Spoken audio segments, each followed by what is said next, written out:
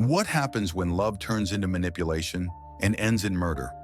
Studies show that relationships with large age gaps often face unique challenges, but in some cases, they take a much darker turn. Today, we uncover a shocking true crime story that began as companionship but ended in tragedy. A 36-year-old man and a 63-year-old retiree seem to have found companionship in each other, but what started as an unusual bond soon spiraled into deceit, financial exploitation, and a crime that would send shockwaves through an entire community. How did this relationship take such a sinister turn? Let's dive into the disturbing case of Michael Ping and Ricardo Pizano. As someone who dives into the world of crime, I'm here to share the most shocking stories and try to understand what drives people to do such things. When police arrived at Michael Ping's apartment in Brighton, they noticed piles of unopened mail and an eerie silence. No one answered the door. Something felt off. When officers forced their way inside, they found a horrifying scene. In the basement, wrapped in sheets and left to rot, was Michael's body. He had been missing for nearly 2 months, and now the truth was finally coming to light. But how did he end up there? And where was Ricardo Pizano, the man who had been living with him? As detectives dug deeper, they uncovered a disturbing story of trust, lies, and betrayal. Michael had opened his home and heart to someone he believed cared for him. Instead, he had been used, manipulated, and ultimately left to die. But what really happened in that apartment? And how did Ricardo manage to escape justice for so long? Ricardo Pizano was born in South Africa in 1977. His early life, much like his true identity, remains shrouded in mystery. Most of what is known about his past comes from his own interviews, but their accuracy is often questioned. While he insisted that Ricardo was not his real name, we will refer to him as such for clarity. Raised in a household that, like many in South Africa, struggled with poverty, Ricardo faced hardships from an early age. As he grew older, these challenges only intensified. In his teenage years, he met a young woman with whom he had a daughter. The responsibility of fatherhood pushed him to seek ways to provide for his new family. Accounts of his work history are vague, but there are strong indications that Ricardo became involved with drug trafficking gangs that controlled the streets of Cape Town. Society often looks at age gap relationships with curiosity or skepticism, but beyond the surface, some of these relationships can mask hidden power imbalances. Michael, a kind-hearted retiree seeking companionship, opened his home to Ricardo, a younger man with a complicated past. However, their relationship was far from ordinary.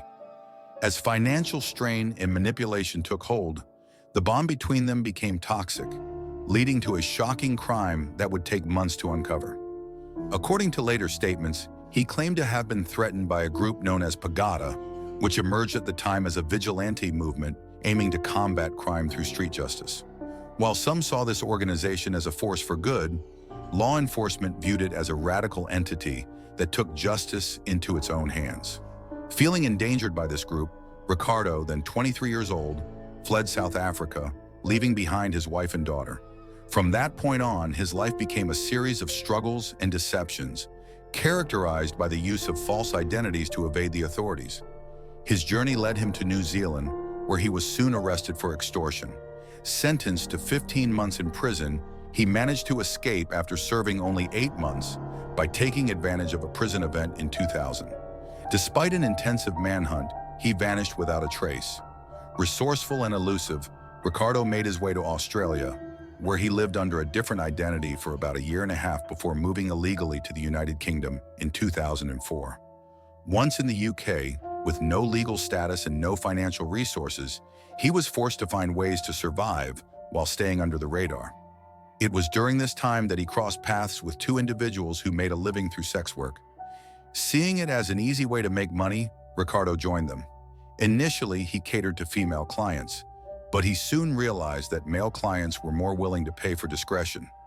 One of these clients was Michael Ping, a 59-year-old man whom Ricardo met in December 2009 after Michael responded to an ad Ricardo had placed in a gay magazine offering escort services.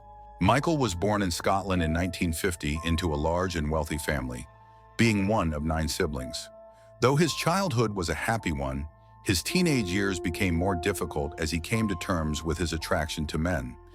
something his family and the conservative society around him did not accept.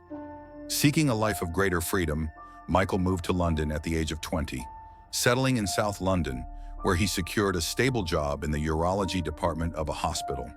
His career provided him with financial security, and despite the distance, he maintained strong ties with his family in Scotland, who described him as kind and loving. As the years passed, Michael found happiness with his partner, Henry, with whom he shared his life until Henry's passing in 2001. This loss devastated him, leading to a deep depression. He turned to alcohol to cope, and as his health declined, exacerbated by osteoporosis, his relationships became fleeting. Nearing 60, loneliness weighed heavily on him, prompting him to seek the company of younger men. This search led him to Ricardo, in whom he hoped to find companionship. What began as a straightforward exchange, money for companionship, soon developed into something deeper, at least for Michael.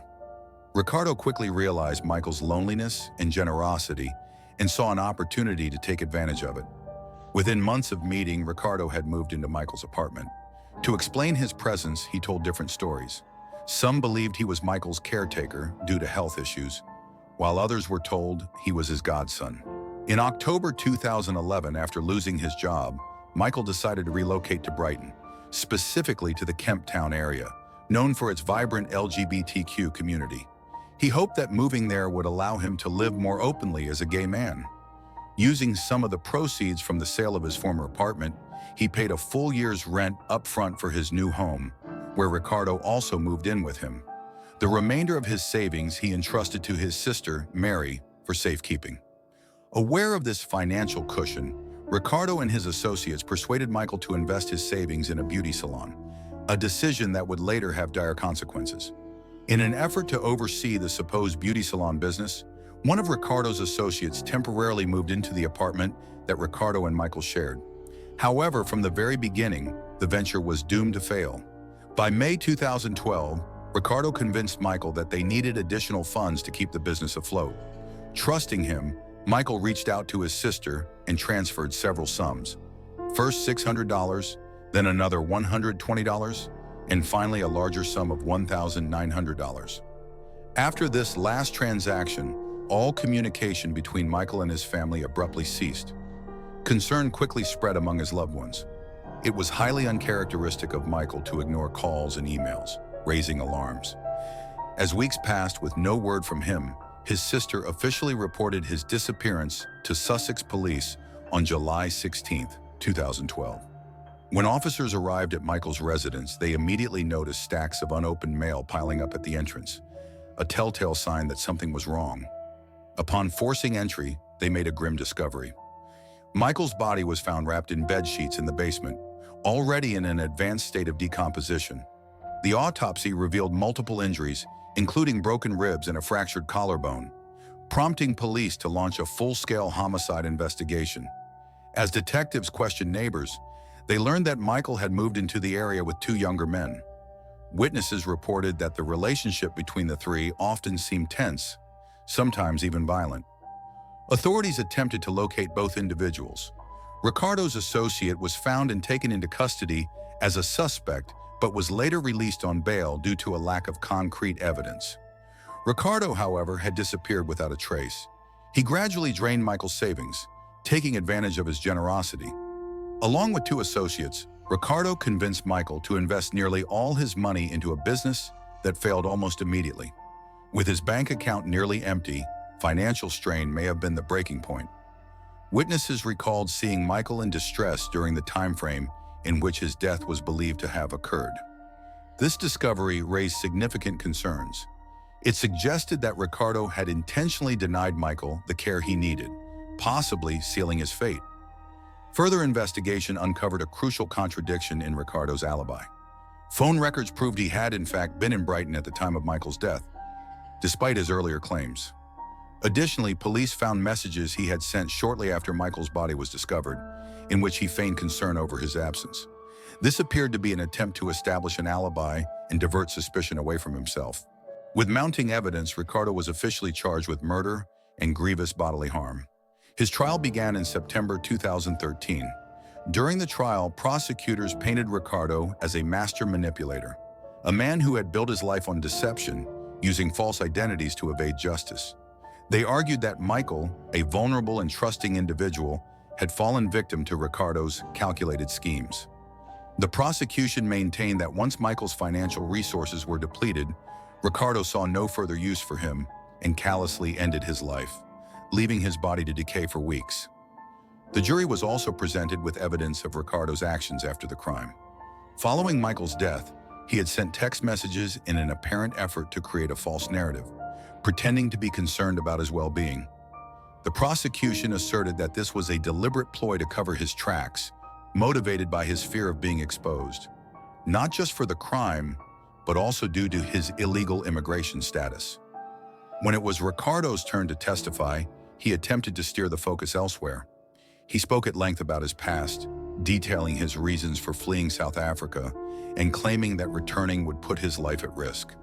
Though he reiterated that Ricardo was not his real name, he once again refused to disclose his true identity. Regarding Michael, Ricardo portrayed himself as a devoted companion who had shared an emotional bond with the older man. He claimed that Michael had been aware of his troubled past, even offering to marry him so that he could remain in the UK legally. He also insisted that Michael had financially supported him, not out of manipulation, but out of genuine care, even providing money for him to send to his family abroad. When addressing the circumstances of Michael's death, Ricardo put forth an entirely different version of events. According to his testimony, on May 29, 2012, he had gone for a walk along the beach. Upon returning home, he claimed to have found Michael hanging from the staircase railing. In an emotional recounting, he described the moment as devastating, insisting that he had desperately tried to revive him, but found no pulse. He explained that he had covered Michael's body with a towel and later wrapped him in a blanket. But fearing the consequences of contacting the authorities due to his immigration status, he chose not to report the death. Ricardo admitted feeling guilty for not arranging a proper burial, but insisted that he had not caused Michael's death. Michael's family, however, rejected Ricardo's claims, stating that he had never exhibited any signs of suicidal thoughts or mental distress. The prosecution also dismantled Ricardo's version of events, citing forensic evidence that ruled out suicide. The autopsy report had confirmed that Michael died from blunt force trauma to the chest, not from asphyxiation. The jury deliberated on December 9, 2013, weighing Ricardo's role in the crime. After several hours of discussion, they reached a verdict. Ricardo Pizano, now 37 years old, was found not guilty of murder, but was convicted of manslaughter, grievous bodily harm, and preventing a lawful burial. 1 week later, on December 16, 2013, the court sentenced Ricardo to 18 years in prison. In his final remarks, the judge emphasized the disturbing nature of Ricardo's actions, describing Michael as a victim of sustained manipulation, financial exploitation, and ultimately, violence. He condemned Ricardo's callous treatment of the man who had supported him, stating that leaving Michael's body to decay only added to the cruelty of his crime. The prosecutor in the case fully supported the sentence, echoing the judge's condemnation of Ricardo's actions. He emphasized that what made the crime particularly heinous was not just the financial and emotional exploitation of Michael, but the utter disregard Ricardo showed for him in death, leaving his body to decay in his own home, abandoned and forgotten. For Michael's sister Mary, the verdict brought a sense of justice, but it could never be enough to compensate for the horror of what had happened. She described Ricardo as a despicable and ruthless individual, incapable of remorse. Though relieved that he would spend years behind bars, she and her husband Sam felt a deep responsibility to speak out. They decided to share their experience publicly, hoping that their story might prevent others from falling into similar situations. Their message became a call to action, urging those in abusive relationships to seek help before it was too late. Mary stressed that no one should suffer in silence and encouraged people to reach out to their loved ones for support. She firmly believed that open conversations about abuse, no matter the age, gender, or circumstances of the victim, were crucial for both protection and healing. If their testimony could help even one person escape a dangerous situation, she said, then sharing their pain would have been worth it. This case shed light on the complexities of relationships where power imbalances and emotional dependence can create a dangerous dynamic. While Michael and Ricardo's relationship may have initially appeared consensual, the evidence showed how Ricardo systematically manipulated him, taking advantage of his loneliness and financial security. Michael's murder was an extreme but tragically predictable outcome of unchecked abuse, where greed and control ultimately led to a devastating loss of life. The investigation also confirmed that Michael had endured prior physical mistreatment, red flags that in hindsight should have been recognized and acted upon. His death underscored the urgent need for greater awareness and intervention in situations where vulnerable individuals, particularly the elderly, are at risk of exploitation. Losing his long-term partner and struggling with health issues had left Michael increasingly isolated, making him an easy target for someone like Ricardo, an opportunist with no regard for the well-being of others. Only through awareness, education, and proactive measures can similar tragedies be prevented. Michael's family hopes that by sharing his story, they can help spark conversations and inspire real change, ensuring that no one else falls victim to the same kind of betrayal and cruelty. This case is a chilling reminder of the dangers that can arise when trust is misplaced. Age gap relationships, like any other, can be built on genuine affection, but they can also be a breeding ground for control and exploitation. Michael's story is one of loneliness, deception, and ultimately, betrayal. But could this tragedy have been prevented? What do you think about the risks involved in age gap relationships? Have you ever witnessed a situation where power and control played a dangerous role? Share your thoughts in the comments below. And if you want to hear more true crime cases like this one, check out our next video on another shocking story of trust gone wrong. Don't forget to subscribe and stay tuned for more.